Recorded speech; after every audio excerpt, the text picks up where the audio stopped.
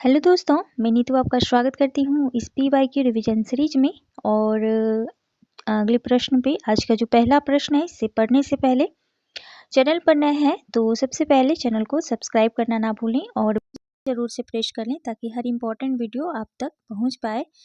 और अपने फ्रेंड तक भी जो शेयर कर सकते हैं ज़रूर से कर दें, क्योंकि यहाँ पर 6 to 8, 9, 10 और 11, 12 और साथ ही जो भी हिंदी क्षेत्र से होने वाले सभी एग्जाम हैं, ये सभी के लिए महत्वपूर्ण है। चाहे आप किसी भी राज्य के TGT, PGT अन्य एग्जाम दे रहे हैं, और ये साथ में UGC नेट के लिए तो है ही। तो बिना विलंब के सीधे प्रश्न की तरफ बढ़ते हैं। और आज का जो पहला प्रश्न है, प्रकाशन वर्ष के अनुसार प्रेमचंद्र की कहानियों का सही अनुक्रम बताना है। तो प्रेमचंद्र की सभी कहानियों को आपको एकदम से अच्छे से देखना है, क्योंकि यहाँ से प्रश्न पूछे जाते हैं। तो सबसे पहले जो होगा यहाँ पर देख लें, डी ऑप्शन यहाँ पर सही होगा। तो सबसे पहले आपका पंच परमेश्वर होगा, फिर बूढ़ी काकी, फिर सवासर गेहूं और फिर प्रेरणा होगा। चलिए देख लेते हैं थोड़ा सा। प्रकाशन वर्ष के अनुसार प्रेमचंद्र की कहानियों का सही अनुक्रम जो है पंच परमेश्वर, जिसका टाइम पीरियड 1916 है, बूढ़ी काकी जो कि 1920 ईस्वी है, सवा सेर गेहूँ 1924 ईस्वी, और ये प्रेरणा जो है ये 1926 ईस्वी के दौरान प्रकाशित हुई थी। ठीक है। प्रेमचंद्र की अन्य कहानियां देख लें कि नमक का दरोगा है, पूस की रात है, शतरंज की खिलाड़ी है, ठाकुर का कुआं है, दो बैलों की कथा है, सदगति है, समर यात्रा है, होली का उपहार है, ईदगाह जो कि आपके सिलेबस में ऑलरेडी लगी हुई है, और इसका जो टाइम पीरियड है 1933 ईस्वी है, बड़े भाई साहब 1934 ईस्वी, कफन 1936 ईस्वी। तो जो महत्वपूर्ण थे कहानियाँ, तो मैंने डेट के साथ आपको बता दिया, तो इसे अनिवार्यतः आपको ध्यान में रखना है। चलिए अगले प्रश्न पे पढ़ते हैं। अगला प्रश्न है, निम्नलिखित में से कौन सी नंददास की कृति नहीं है? तो रूप मंजरी है, मान मंजरी है, विरह मंजरी है, लेकिन कवि प्रिया है, ये किसकी है? ये नंददास की नहीं है। किसकी है? ये केशव दास द्वारा रचित है और इसका टाइम पीरियड है 1601 ईस्वी। और अन्य जो है ये सभी नंददास की रचनाएं हैं। और केशव दास की अन्य रचना देख लें, रसिक प्रिया, कवि प्रिया हो गया, रामचंद्रिका और विज्ञान गीता। विज्ञान गीता काफ़ी मोस्ट इम्पॉर्टेंट है, पूछी जाती है बार बार, तो ध्यान रखना है। वैसे तो सभी इम्पोर्टेंट है इनका। अगले प्रश्न को देखते हैं। अगला प्रश्न है, संस्कृति के 4 अध्याय के अनुसार अकबर के राज्यारोहण तक सरकारी हिसाब किस भाषा में रखा जाता था? तो ये उर्दू, अरबी, फारसी नहीं होगा, ये बिल्कुल हिंदी में रखी जाती थी। और ये जो है संस्कृति के 4 अध्याय, ये 4 भागों में रामधारी सिंह दिनकर द्वारा लिखा गया है, और इस पर दिनकर को सन 1959 में साहित्य अकादमी पुरस्कृत भी किया गया था इस पुस्तक के लिए, तो ध्यान रखना है 1959 ईस्वी में।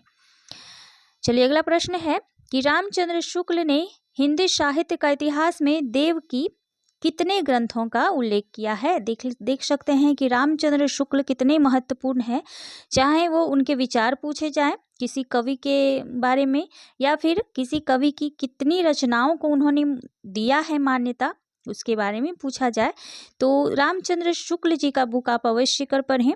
और जितना भी पढ़ेंगे आपको उतना ही उसमें डीपली अंदर जाएंगे, तो ज़्यादा आपको समझने और सोचने की भी जो क्षमता है वो विकसित होगा। तो मैं ज़रूर से सजेस्ट करना चाहूँगी कि आप रामचंद्र शुक्ल जी का हिंदी साहित्य का इतिहास ज़रूर से पढ़ें किसी भी एग्ज़ाम के लिए। और सिर्फ एग्ज़ाम पास करने के लिए ना पढ़ें, आप जितना पढ़िएगा, अगर आप हिंदी क्षेत्र के विद्यार्थी हैं तो आपको अवश्य कर पढ़ना चाहिए। अगर आप हिंदी क्षेत्र से जुड़े हैं तो शुक्ल जी का बुक अवश्य आप पढ़ें एक बार, बहुत ही अच्छी बुक है। तो इन्होंने जो है देव की ग्रंथों की संख्या जो है ये 23 माना था, तो ये ध्यान में रखना है। देख लें यहाँ पर दिया गया है कि 23 तो ग्रंथों की संख्या मानी थी, अन्य जो है रस विलास हैं, भोग विलास हैं, भवानी विलास हैं, कुशल विलास है, अष्टयाम है, सुजान विनोद है। अब सुजान विनोद से आपको लगेगा कि ये घनानंद की कृति है, लेकिन सुजान लगा तो है, लेकिन ये देव की है। काव्य रसायन है, जाति विलास है, देव माया प्रपंच है, रस विलास है, राग रत्नाकर है, देव चरित है, सुख सागर तरंग है, प्रेमचंद्र का काफी महत्वपूर्ण है, देव शतक, प्रेम तरंग। तो इन सभी को ध्यान में रखना है क्योंकि ये शुक्ल द्वारा बताए गए सभी ग्रंथ हैं। अगले प्रश्न की तरफ बढ़ते हैं। अगला प्रश्न है सहमति। सहमति नहीं, यह समकालीन शब्द नहीं है, इसे बालिगों के बीच चालू मत करो। तो ये पंक्तियां किस कविता से है? तो ये नक्सलबारी जो कि धूमिल की लिखी रचना है, ठीक है, उन्हीं की है। और इनकी अन्य कविताएं देख लें, मोचीराम, 20 साल बाद, पटकथा, रोटी और संसद, लोहे का स्वाद, ये इनकी अन्य महत्वपूर्ण कविताएं हैं। तो इसे भी ध्यान में रखना है आपको। चलिए अगले प्रश्न की तरफ बढ़ते हैं। निम्नलिखित में से यह कथन इष्टाभिधेय वक्रोतिष्ठा वाचामलंकृति किसका है यह उक्ति? तो ये भामा द्वारा दिया गया है। और इनका ग्रंथ जो है काव्यालंकार महत्वपूर्ण ग्रंथ है और यह टोटल 6 परिच्छेदों में विभक्त है। तो ये भी साथ में ध्यान रखना है आपको। अगला प्रश्न है प्रकाशन वर्ष के अनुसार जयशंकर प्रसाद की कहानियों का सही अनुक्रम बताना है। तो सबसे पहले तो ग्राम हो जाएगा और उसके बाद हो जाएगा आपका गुद्दर साई, उसके बाद हो जाएगा आकाशदीप और सबसे बाद में होगा इंद्रजाल। तो ये ऑप्शन आपका राइट है। अब देख लें कि ग्राम जो है ये 1911 की रचना है, प्रारंभिक रचना है ग्राम, और इनकी पहली भी रचना मानी जाती है, यानी कि कहानी मानी जाती है ग्राम प्रसाद जी का। तो ये थोड़ा सा ध्यान में रखना है। गुद्दर साई ये 1926 का है, आकाशदीप 1928 और इंद्रजाल 1936 की कहानी है। प्रकाशन वर्ष के अनुसार जयशंकर प्रसाद की कहानियों का सही ये अनुक्रम है जो कि ऑप्शन ए में दी गई है। इनकी प्रमुख जो चर्चित कहानियां हैं ये पत्थर की पुकार है, उस पार का योगी, चंदा, देवदासी, ममता, खंडहर की लिपि, घीसू, चूरी वाली, विषाती, सालवती, मधुआ जो आपकी सिलेबस में है। आप बीपीएससी तैयारी 4 का तैयारी कर रहे होंगे तो आपके 9th 10th में और 11th 12th में जो उसमें लगी हुई है मधुआ, तो उसको पढ़ना है आपको, ठीक है। नूरी, पुरस्कार, गुंडा, छोटा जादूगर, तो ये कुछ चर्चित इनकी कहानियां हैं प्रसाद जी का, तो ध्यान में रखना है। चलिए अन्य आगे बढ़ते हैं और क्या है अगला प्रश्न देखते हैं। इधर वह कविता मेरा पिंड नहीं छोड़ रही थी, अगर वह कविता भावावेशपूर्ण होती तो एक बार उसकी आवेशात्मक अभिव्यक्ति हो जाने पर मेरी छुट्टी तो हो जाती। तो यह उदाहरण जो है निम्नलिखित में से किससे लिया गया है? तो ये जो है एक लंबी कविता का अंत जो कि मुक्तिबोध की जो रचना है उसी से ये ली गई है। चलिए आगे देख लेते हैं। मुक्तिबोध की प्रमुख कविताएं देख लें। अंधेरे में काफ़ी महत्वपूर्ण है, ब्रह्म राक्षस, ये दोनों तो आपके सिलेबस में लगी हुई है यूजीसी नेट के।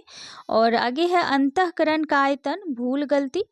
अंधेरे में का जो पहला प्रकाशन हुआ था कल्पना पत्रिका में 1964 ईस्वी में, किस नाम से हुआ था? तो आशंका के द्वीप के नाम से। तो ये महत्वपूर्ण फैक्ट है, आपको ध्यान रखना है।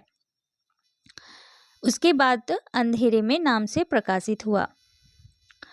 अगला प्रश्न देखते हैं। अगला प्रश्न है आपका पार्वती, सुखदेई, दौलतराम, छोटे निम्नलिखित में से किस कथाकृति के पात्र हैं? तो ये देवरानी जेठानी की कहानी जो कि पंडित गौरी दत्त द्वारा लिखित एक उपन्यास है। और यहाँ कहानी तो लगी है लेकिन ये कहानी नहीं है, ध्यान रखना है, उपन्यास है, 1870 ईस्वी की है। और आगे देख लें, सभी ऑप्शन के बारे में देख लेते हैं कि रानी केतकी की कहानी इंसाअल्लाह खां की ये उपन्यास है। वामा शिक्षक मुंशी ईश्वरी प्रसाद और कल्याण राय दोनों के द्वारा लिखी गई है।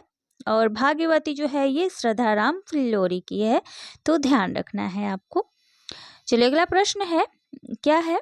ये महादेवी वर्मा जी के कविताओं से पूछी गई है।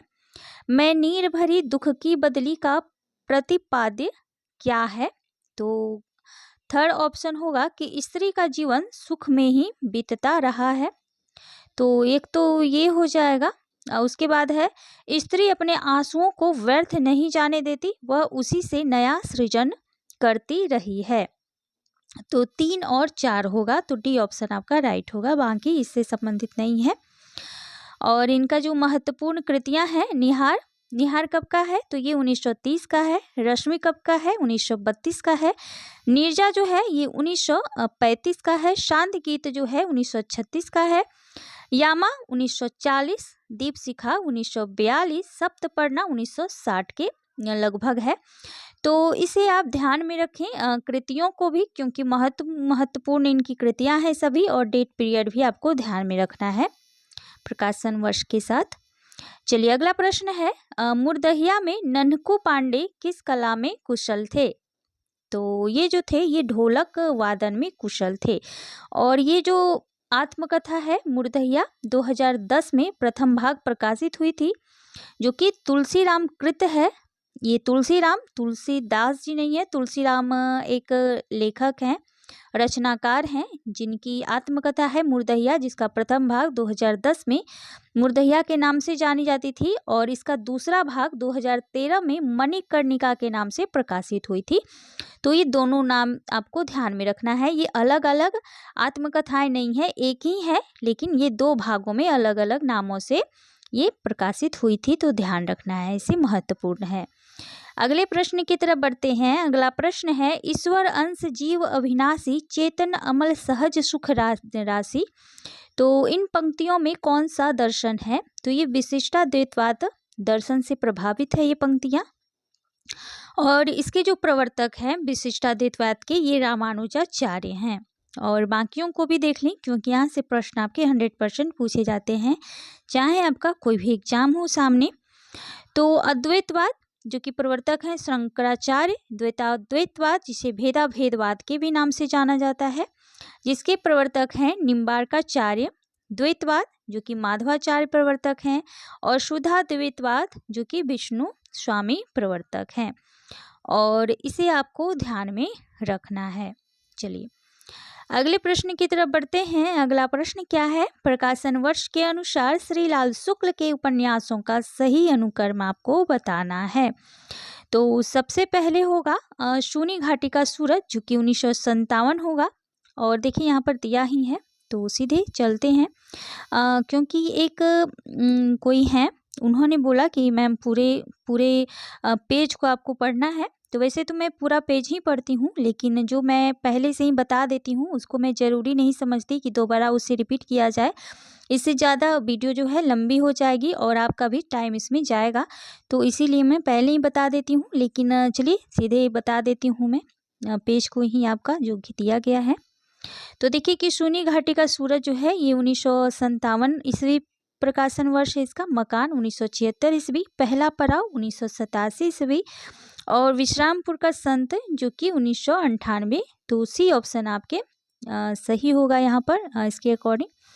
चलिए अगला प्रश्न है निम्न प्रकाशन वर्ष के अनुसार निम्नलिखित नाटकों का सही अनुक्रम बताना है।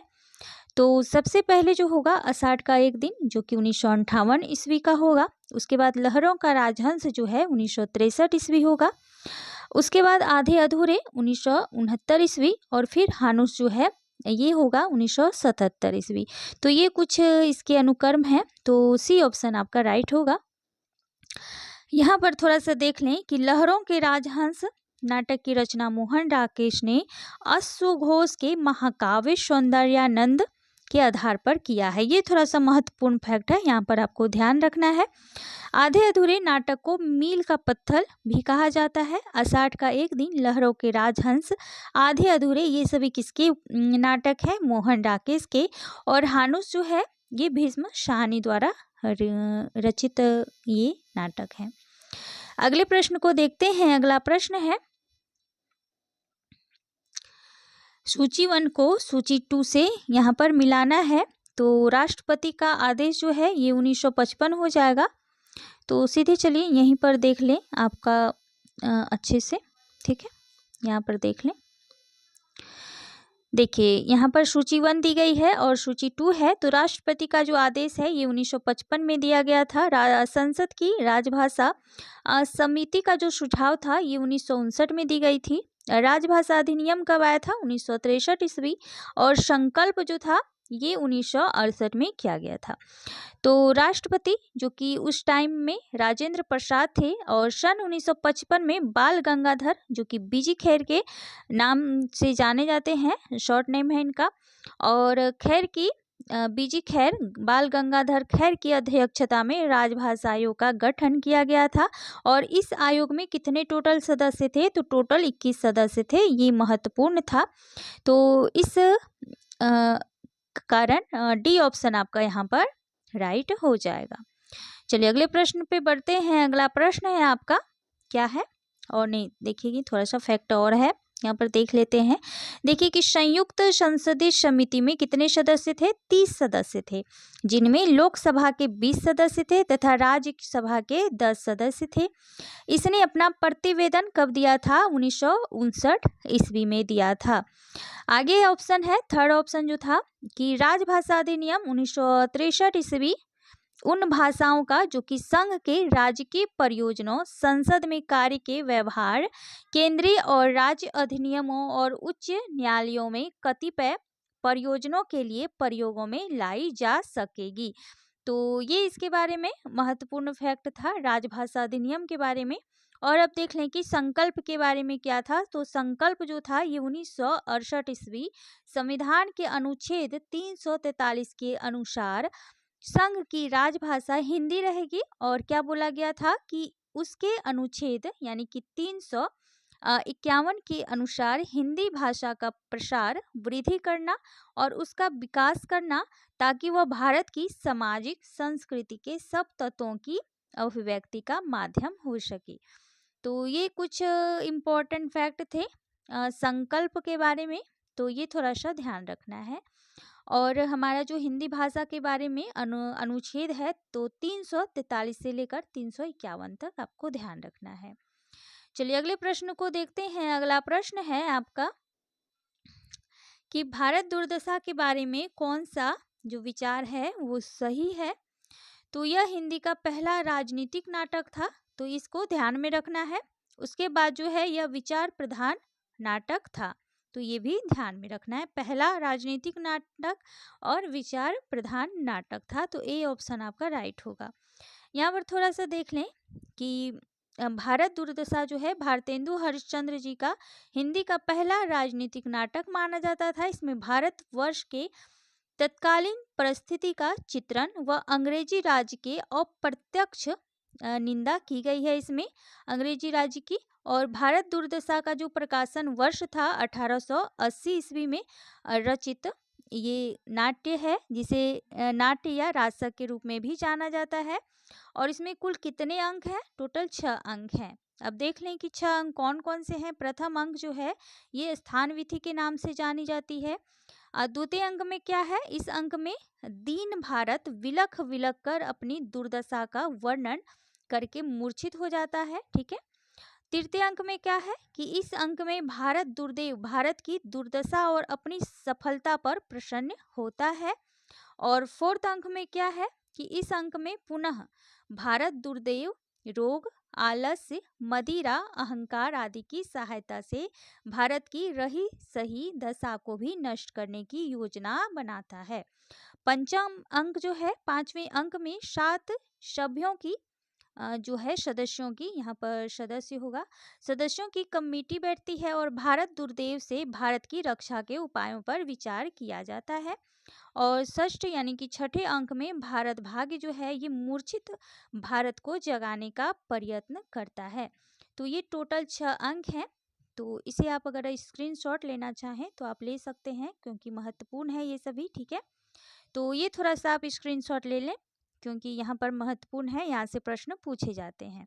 चलिए आई होप आप लोगों ने ले लिया होगा। चलिए अब बढ़ते हैं अगले प्रश्न की तरफ कि सूची 1 को सूची 2 से मिलान करना है आपको। तो यहाँ पर देख लें कि क्या दिया गया है कि कीर का प्रिय आज पिंजर खोल दो। तो ये क्या है? तो स्त्री जागृति से ये लिया गया है। ठीक है। और बीती विभावरी जागरी, ये एक जागरण गीत है। तो यहाँ पर तो मैच हो गया। चलिए अगले ऑप्शन पे देखते हैं क्या है।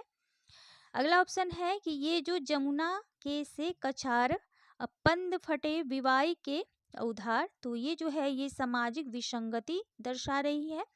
और इस धाराशाही जग का कर्म शाश्वत इस जीवन का संगम, तो ये दार्शनिकता से संबंधित है। तो यहाँ पर जो है सी का 4 हो जाएगा। सी का 4 दो ऑप्शन में दिख रहा है यहाँ पर। और डी का जो है 3rd होगा। तो डी का यानी कि डी ही ऑप्शन यहाँ पर राइट होगा। चलिए अगला देख लेते हैं। तो ये सभी हम लोगों ने देख ही लिया, तो इसे बार बार पढ़ना जरूरी नहीं है। अब देखते हैं कि ध्रुव स्वामी के क्या प्रतिपाद्य पूछा गया है। तो यहाँ पर देखते हैं कि स्त्री पुरुषार्थ का ढोंग ना करें, विश्व भर में सब काम सबके लिए नहीं है, तो ये तो हो ही नहीं सकता, गलत है। प्रेम में अपना सर्वस्व निछावर करने वाली स्त्रियां कभी असहाय नहीं होती, तो ये भी गलत है। स्त्री उपहार में देने की वस्तु नहीं है, पुरुष उसे अपनी पशु संपत्ति समझकर अत्याचार ना करे, तो ये रामगुप्त के बारे में वो ध्रुव स्वामी का कथन था। स्त्री को अपने चुनाव और निर्णय की स्वतंत्रता है, तो ये भी होगा। तो 3 और 4 ऑप्शन होगा। तो 3 और 4 है यहाँ पर। चलिए तो ये ध्रुव स्वामी के बारे में था। और ध्रुव स्वामी जो है ये एक समस्या प्रधान नाटक मानी जाती है, 1933 की है, और ये प्रसाद की लास्ट नाटक भी है, तो ध्यान रखना है। और ये प्रसाद का रचित विशाख के देवी चंद्रगुप्त के आधार पर ये लिखा गया है, तो ये इसके बारे में महत्वपूर्ण फैक्ट था, तो ध्यान रखना है। और इसके पात्र की अगर बात करें तो इसमें स्त्री पात्र जो है ध्रुव स्वामी है, मंदाकिनी है, और कोमा जो कि प्रमुख पात्र के रूप में है। और पुरुष पात्र की बात करें तो रामगुप्त जो कि ध्रुव स्वामी का पति रहता है, चंद्रगुप्त जिससे ध्रुव स्वामी बाद में प्रेम करने लगती हैं, शिखर स्वामी जो कि गुरु के रूप में है, सकराज और मिहिर देव और पुरोहित इसमें प्रमुख पुरुष पात्र के रूप में हैं। इस नाटक में ध्रुव स्वामी प्रमुख पात्र हैं जो कि नारी चिंतन के विषयों को समग्र रूप से प्रस्तुत करती है। नाटक में पात्रों के माध्यम से महिला की समस्याओं को, समाज के महिलाओं के प्रति दृष्टिकोण को उजागर करने के लिए प्रसाद जी ने चहलकदमी की थी इस नाटक के द्वारा, और बहुत ही अच्छी पहल भी थी उनके द्वारा।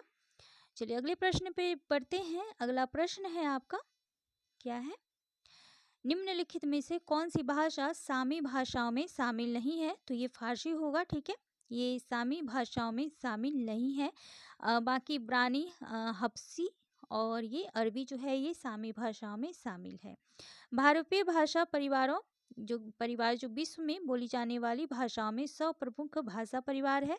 इसमें बोलने वालों की जो संख्या है वो विश्व में सबसे ज़्यादा है। और इस भाषा परिवार की जो प्रमुख भाषाएं हैं वो है संस्कृत, पाली, प्राकृत, अपभ्रंश, हिंदी, बंगाली, फारसी, ग्रीक, लैटिन, अंग्रेजी, रूसी, जर्मन, पुर्तगाली और इतावली। तो ये जो है कुछ जो ये भारतीय भाषा परिवार से संबंधित भाषाएं हैं। अगला प्रश्न है निम्नलिखित में से किस परिवार से गांधीवादी दर्शन सहमत नहीं है। तो ये जो थे साध्य की शुद्धता लेकिन साधन की अशुद्धता, इसे गांधीवादी दर्शन सहमत नहीं थे। बाकी सत्य और अहिंसा से सहमत थे। मनुष्य की सात्विकता जानने में नहीं करने में होती है, बिल्कुल कर्म प्रधान पर इन्होंने बल दिया था। सादा जीवन और श्रम पर जोर, जो कि ये भी उनके गांधीवादी दर्शन में शामिल थी, लेकिन डी ऑप्शन आपका नहीं होगा, तो यही आपका आंसर हो जाएगा। चलिए आगे देख लेते हैं। और ये कुछ वही है, तो इसे ज़्यादा पढ़ना। चलिए अगला प्रश्न को देखते हैं। क्या भूलूं क्या याद करूं के प्रारंभ में उत्तर प्रदेश के बस्ती जिले के किस गांव का उल्लेख हुआ है, तो ये अमोढ़ा गांव का इसमें उल्लेख हुआ है। और क्या भूलूं क्या याद करूं हरिवंश राय बच्चन की बहुप्रशंसित ये आत्मकथा है।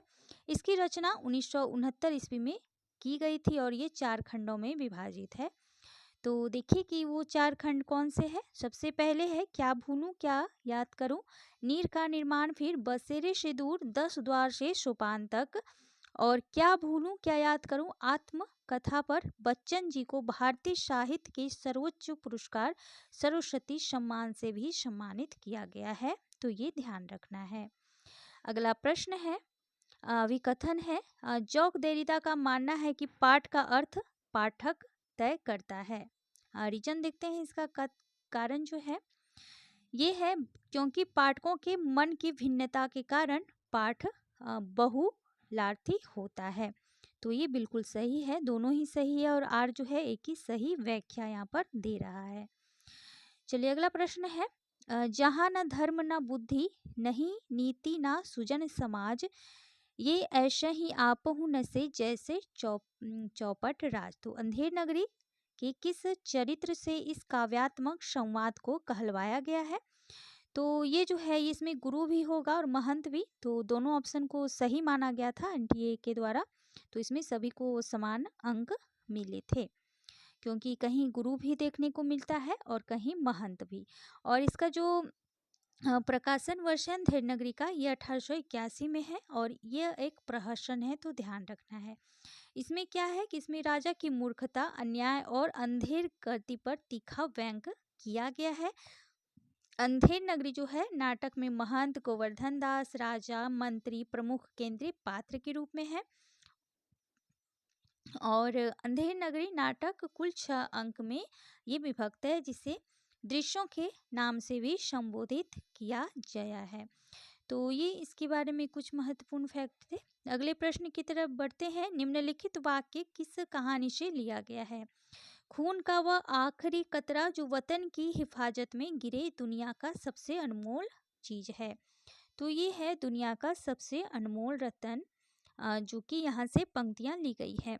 यह कहानी प्रेमचंद्र की है और यह कानपुर की एक उर्दू पत्रिका जमाना में 1907 ईस्वी में प्रकाशित हुई थी और तत्पश्चात यह कहानी सोजे वतन कहानी संग्रह में प्रेमचंद्र की कहानी में इसमें संकलित किया गया था, सोजे वतन कहानी संग्रह में।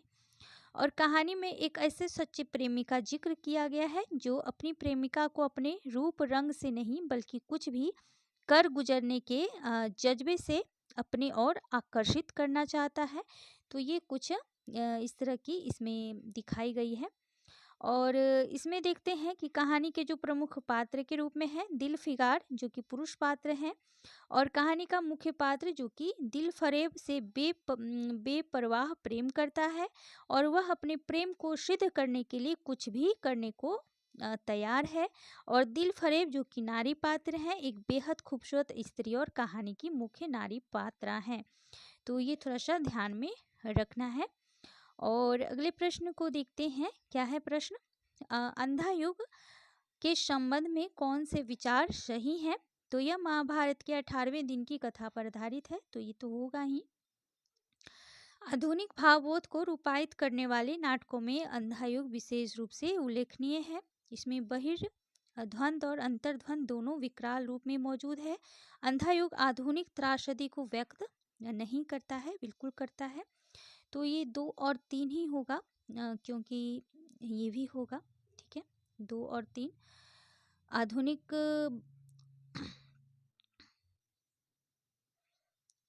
आधुनिक भावबोध को ये उजागर करता है। तो यहाँ पे देख सकते हैं आप कि आधुनिक भावबोध को रूपायित करने वाले नाटकों में अंधा युग विशेष रूप से उल्लेखनीय है। इसमें बहिर्ध्वंद और अंतर्ध्वंद दोनों विकराल रूप से मौजूद हैं। ये दोनों कथन अंधा युग के संबंध में सही है। अंधा युग जो है धर्मवीर भारती द्वारा रचित हिंदी काव्य नाटक है। इससे गीति नाट्य का प्रकाशन वर्ष, यानी कि इसे गीति नाट्य भी कहा जाता है, और इसका प्रकाशन वर्ष जो है 1955 ईस्वी में हुआ है। और इसका कथानक जो है महाभारत युद्ध के अंतिम दिन पर आधारित है, तो 18वें दिन वहाँ पर है, इसीलिए वो गलत हो जाएगा। इसमें युद्ध और उसके बाद की समस्याओं और मानवीय महत्वाकांक्षाओं को प्रस्तुत किया गया है। और प्रमुख पात्र के रूप में है अश्वस्थामा, गंधारी, धृतराष्ट्र, कृतिवर्मा, संजय, वृद्ध याचक, प्रहरीवन और व्यास, विदुर, युधिष्ठिर, कृपाचार्य, युत्सु, गूंगा, भिखारी और प्रहरी 2, बलराम, कृष्ण इत्यादि जो है महत्वपूर्ण पात्र के रूप में मौजूद हैं। तो ये जो है 2 और 3 ही होगा इसमें सही, ठीक है। ये जो है 18वें दिन की कथा नहीं है, ये अंतिम महाभारत के अंतिम दिन पर आधारित है, ये अंधा युग, तो इसलिए गलत हो गया। और बाकी तो गलत ही हैं, और व्यक्त करता है होगा तो फिर ये सही हो जाता। तो चलिए दोस्तों, आज के लिए बस इतना ही, और ये आज का लास्ट प्रश्न था। फिर कल मिलते हैं नए सीरीज में, और अगले प्रश्न को देखेंगे कल की कैसा प्रश्न पूछा गया था। तो चलिए, थैंक यू सो मच। फिर मिलते हैं एक नए प्रश्न के साथ, तब तक बने रहें चैनल के साथ।